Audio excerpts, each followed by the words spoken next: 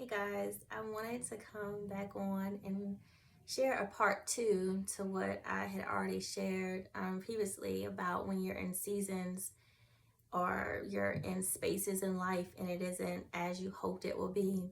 Well, I just love the Lord. I love how tender and intentional He is with the hearts of His children, how tender and intentional He is with me.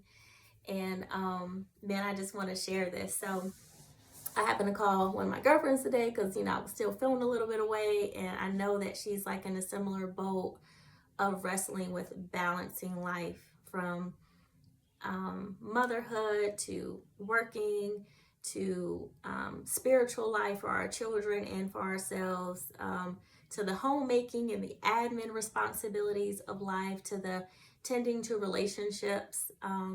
It can just sometimes feel very overwhelming, and I think that during those times, particularly for some women, not all, um, we can sometimes feel a desire for help, a desire for a help me, a desire for a covering that we feel like, man, maybe help could help lift some of this load that I'm feeling.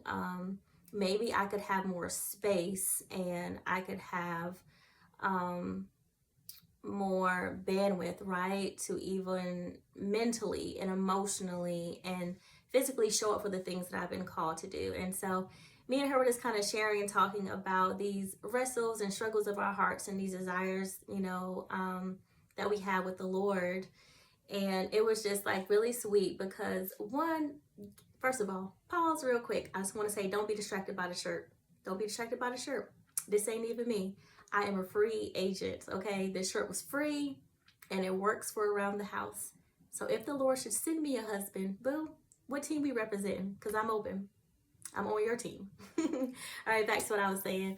But I was just like mentioning, we both were just talking a little bit about, man, just the beauty of sisterhood, right? To have someone who can walk with you through these journeys and not just walk with you and like sit with you in a pit and in self-defeat, but like someone who really is going to help you both stand up together and lean on and trust in the Lord. And so it was just really encouraging, some of the things I was sharing with her today, because I was like, man, like sometimes I feel like we have these little bit of hours by the time we get home from work to spend with our children, to feed them, to get them bathed, to get them ready for the next day, to get homework done, and to figure out like where we're going to impart some spiritual wisdom in them. And sometimes it is a real wrestle. It's like, Lord, I wish I had more time with my son. I wish I had more time to invest in him and to show up, in his life. But I was like, okay, Lord, but this is my lot. Like, this is the time and the space that you've given me. And so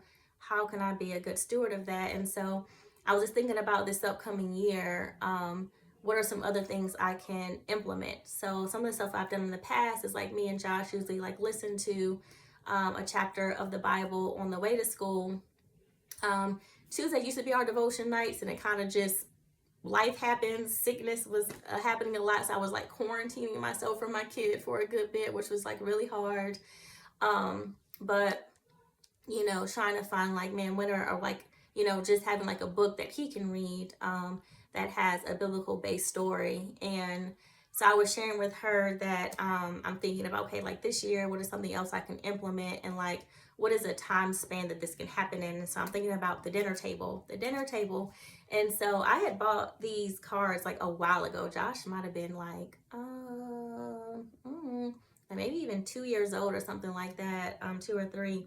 But they are attributes of God, and there were a bunch of different ones that were in here. So like, I'm gonna set these on the table, and like during dinner time, like we'll read through one of these. Then I also said, like I want to make sure that I am helping him to be intentional about being in the Word as well. And I was like, usually I finish my dinner before him, and so I was like, maybe I will just have his Bible on the dinner table, and so when I wrap up, I'll just go ahead and read a chapter of the Bible.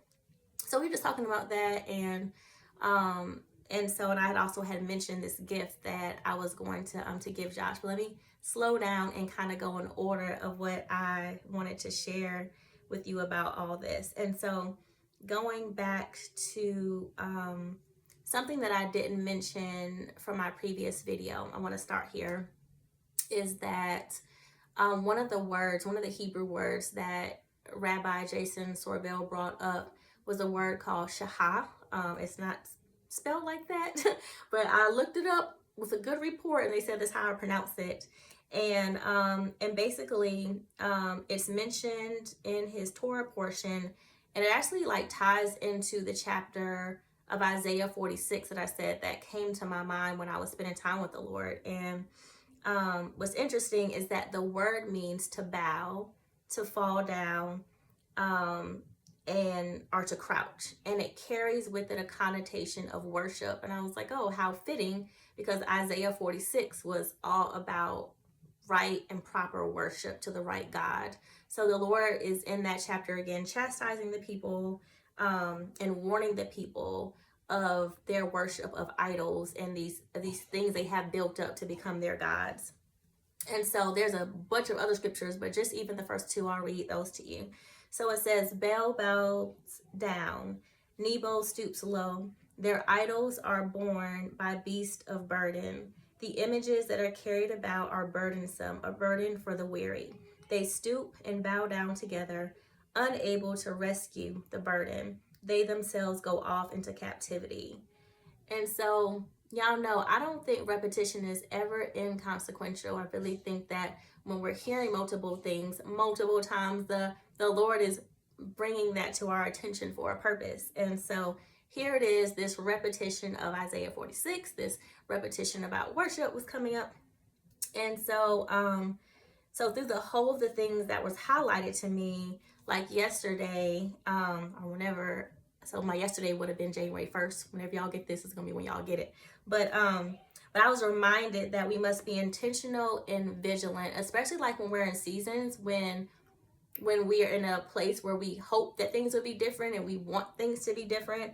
It's really important that we're more vigilant and intentional about guarding our hearts and making sure that we aren't making something our idol to fill that space and that void that we have.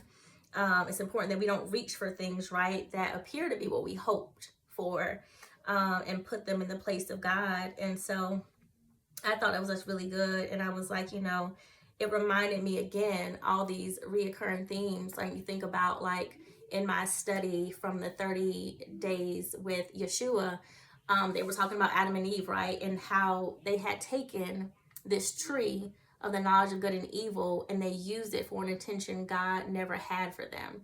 And so I'm getting the same message, right? Don't take something the Lord gives, or don't take something he doesn't give, right? And make it into something he never intended it to be. Don't make it an idol.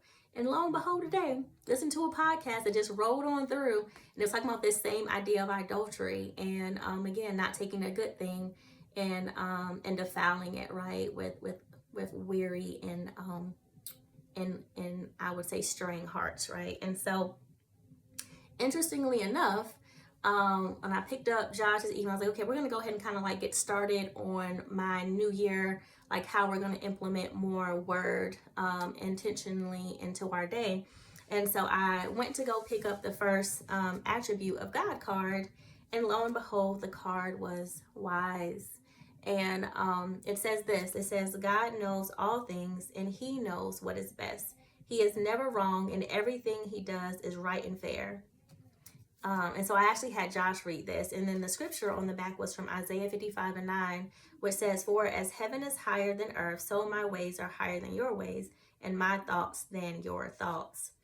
And so a couple of things jumped out to me as I was like kind of sharing this with my sister. I was like, man, like this, like, you know, this is like in alignment with what we were talking about, like God really knows best. And that's like literally what I had written in my my 30-day journey study yesterday as well. I literally wrote these words. I said, he knows, talking about the Lord, he knows what is best and he is my best. And so here was this reminder for me again that that the Lord is best and he knows best. And then not only that, I didn't notice this until later on. I was writing the things in my notes, that here is Isaiah 46 all over again. And so the Lord is bringing me right back to this same chapter. And the specific verses it highlights is verses 9 and 10, which says this: remember the former things, those of long ago. I am God, and there is no other. I am God, and there is none like me. I make known the end from the beginning, from ancient times, what is still to come. I say my purpose will stand, and I will do all that I please. And I'm reminded again of the dream that I had. And the one word that stuck out on my little presentation poster was remember. And so here it is, I'm seeing this word remember. What is the Lord telling me to remember? He's telling me to remember that He alone is God. He alone knows what's best, and He alone is my best. And so thank you, Lord, when I be wrestling with this little heart of mine, and just, man, how you always seek to bring me back center into truth and into resting on you. And so the other thing I had shared with my sister was like just this idea of like us eliminating these self-limiting thoughts, eliminating self-limiting thoughts. And so that struggle of like saying out loud, like, I don't have enough time, or, like this feeling like, man, like I don't have enough time to do all the things. And I think we feel that way because it's like maybe our heart's desire to be able to invest more time, whether it's in our children or in its particular like thing the Lord has given us to steward well, or maybe it's in homemaking, and it's like, man, like I don't necessarily have all that time. Like I have to manage the time that I have in these areas of my life that feel really important and critical to me. And so, Lord, what do I do with that? And so one of the things that I definitely was trying to get away from is saying I don't have enough time. In fact, I've kind of written myself a few little like affirmations for myself to remind myself of like what I do have versus what I don't have. And so I'm going to read those to you and then come back to one more thing. So, and so one of them is this. I wrote and need to write on a note card and post it somewhere still yet. But I said, I have been given power and grace to obey, to be holy, to be prompt, to be courageous, to be self-controlled, to submit in all things. I want to come back to that maybe in another like video. We'll talk about that last one. But and then a verse that see, that's where you got to connect with your holy friends on the Bible app, because they be highlighting stuff and it be like what the Lord be wanting to show you. And so Josh's favorite pastor, Pastor Jimmy, me and him are friends on the Bible app, and I saw he had highlighted this verse like maybe a week ago, and I was like, oh, that's so good and so needed. And so this was the verse. It was 2 Corinthians 9 and 8. And it says, and God is able to make all grace abound to you, so that having all sufficiency in all things at all times, you may abound in every good work. And so again, I'm being reminded the Lord has given me all sufficiency for all things at all times, for every good work He calls me to do. And so I have it. I have it in my possession. I just need to recognize it and to grab hold of it and to use it. And then the last thing I had written for myself was this, is that I have enough time to accomplish all Yahweh wants me to accomplish today. And I will be diligent and a good steward of my time. So there's a responsibility piece that I have, right? To be diligent, to be a good steward. And I'm really glad that the Lord like has grown me in those areas of my life, like pushing through tiredness and laziness to be like, all right, I'm gonna go ahead and get this done. And so I feel like I have a much better work ethic when it comes to my personal life and like admin stuff that I have to do for me. Like I'm on it at work, but I definitely would be like, man, I ain't got it. I felt like I didn't have that same tenacity for my things. And so just keeping that same rhythm, like I be asking the Lord, like, Lord, give me a second wind when I come home because I'm tired. And he does give me that second wind. But I want to come back to this. And so every year I buy Josh a book for his birthday that's significant. And I want him to keep all these little books in case he ever has a little one or a mentor or a mentee, and he can pass it down to them. Or maybe just keep them for life. And like, these are books my mom particularly picked out for me because it was some message or lesson here that she wanted me to take hold of.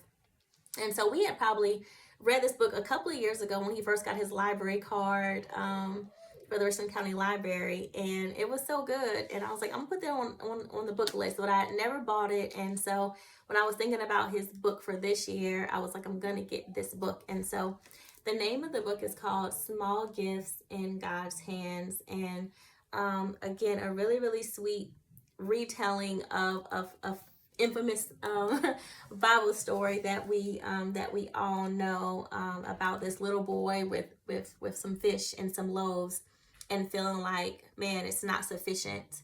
But here goes that word remember again. And also here goes a message that is fighting this lie in my mind that I don't have enough time. So I want to tell you, like, what this reoccurring theme that they talk about in the book is. They say, remember what I said, son. If Yeshua is who they say, then he can do big things with small gifts. If Yeshua is who he says, he can do big things with small gifts. I have a small child here who is hungry again, though I just fed him, and his dad just fed him. But he's hungry again. Give your mama a moment and I'll come to feed you. Could you shut my door? Did you shut my door? Thank you. But my daddy. I was literally gonna say I might be interrupted because I have a small child here. But I want cereal. I got it. Your mama's on it. Give me 2 seconds. I got it.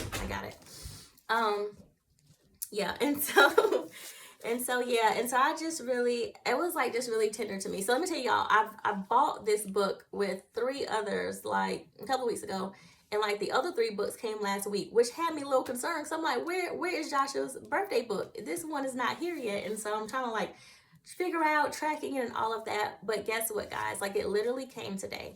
It came today when me and my sister were having this conversation about not limiting the Lord, and realizing that if we give him our little, if we plant these little seeds, these little nuggets in our kids faithfully as we're able to, the Lord is able to make them grow. He's able to, plant a deep root of truth in them that he'll water, and he'll bring other waterers and caretakers and pruners along, right, to help that word to grow properly. And so I just want to encourage anyone who is feeling like, again, maybe they don't feel like they have enough of something, that maybe they feel like they are missing something in this season of their lives. And I just want to remind you to don't reach for something to put in the place of God. He's sufficient. And if he wants you to have it, then he'll give it to you.